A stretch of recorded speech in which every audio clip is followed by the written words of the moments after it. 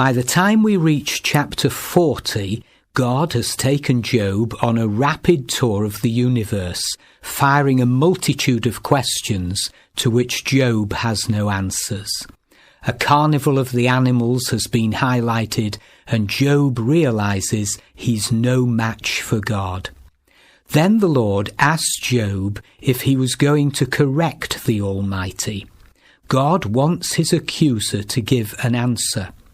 Job realizes he's such a lightweight in this situation. It dawns on him there's no contest. God is supreme.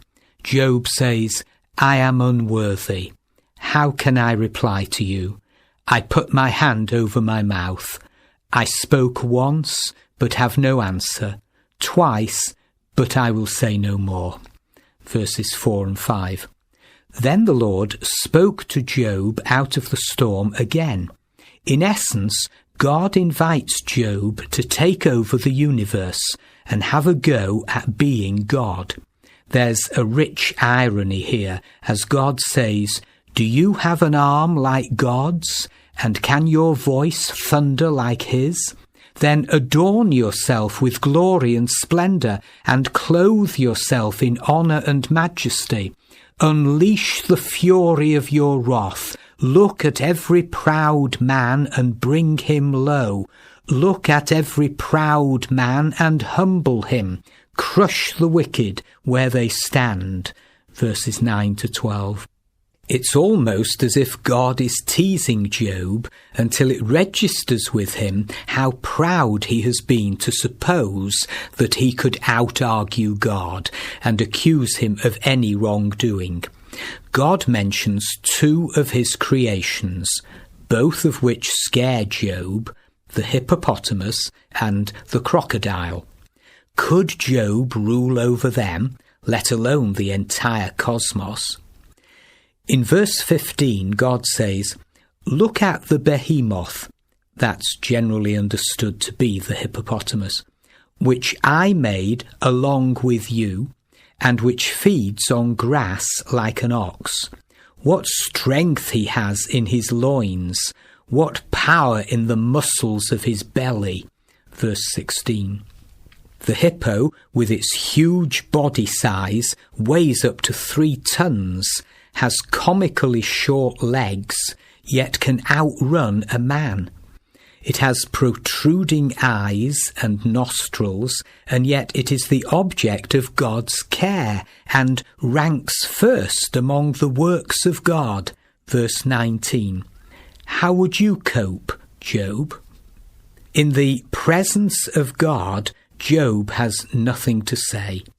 He had 1,000,000 questions to ask God, but when he met him, they all fled his mind.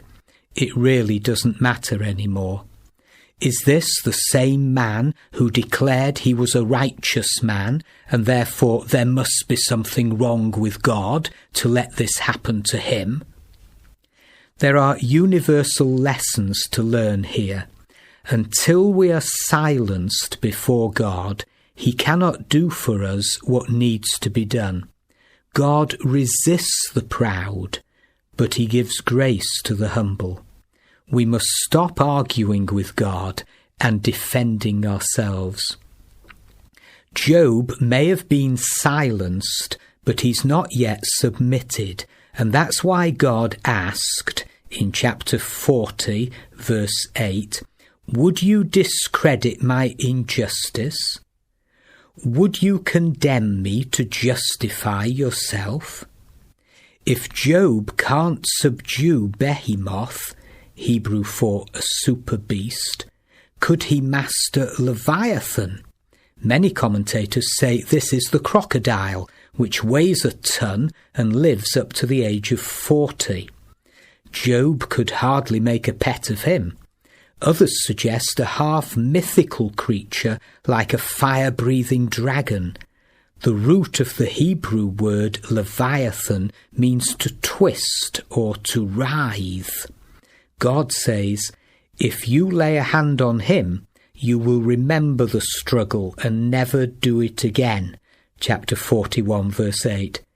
Who dares open the doors of his mouth? ringed about with fearsome teeth. Verse 14. When God says in verse 11, everything under heaven belongs to me, some think Leviathan represents Satan, and God is saying that this evil being who has sought to destroy you is under my control. Job was asked, can you pull in the Leviathan with a fish hook? Chapter 41, verse 1. And it is obvious he can't. If he can't capture and subdue wild animals in God's creation, what hope has he of unravelling the mystery of life and the problem of evil? He's gone fishing with a pin, hoping to contain the Pacific Ocean in a thimble. Job is beginning to get it. God's plan is profound, his creation magnificent, his ability to reign over all is awe-inspiring. One of the great lessons to learn from this wonderful book is that God doesn't reveal his grand design, but he does reveal himself. In effect, he tells Job, until you know a little more about the physical universe, don't tell me my job, namely how to run a moral universe. All Job's why questions are not answered. Surely they are out of the reach of man's finite mind. No matter how we rationalize, God will sometimes seem unfair from our point of view. The perspective of an individual trapped in time and denied the big picture is always going to be eccentric. It's our limited range of vision that, like Job's, distorts reality.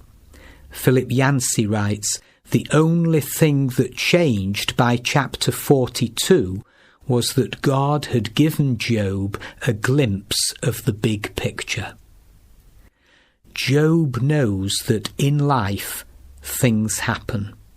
You can be doing everything right when suddenly everything goes wrong with no rhyme or reason. It's well expressed in Ecclesiastes chapter 9 verse 12. Moreover, no man knows when his hour will come. As fish are caught in a cruel net, or birds are taken in a snare, so men are trapped by evil times that fall unexpectedly upon them. Why human evil and its consequences are allowed such green lights by a holy God is another of life's bewildering paradoxes. There's a great book by Oswald Chambers on Job entitled Baffled to Fight Better, and taking the long view, treasures of darkness were revealed to Job through his sufferings.